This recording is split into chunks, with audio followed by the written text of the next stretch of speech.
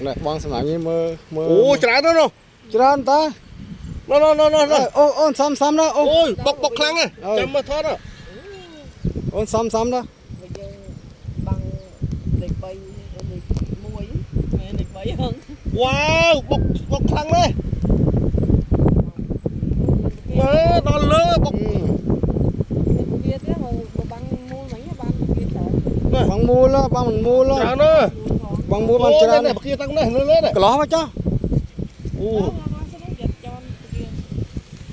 wow đây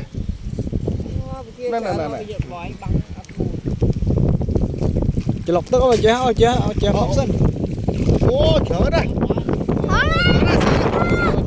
chở đây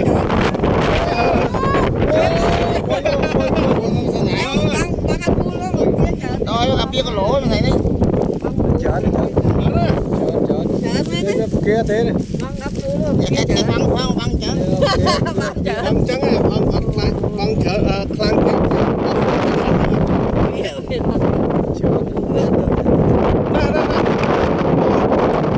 ló đó đặt châu thượng đặt châu thượng Kìa là sao?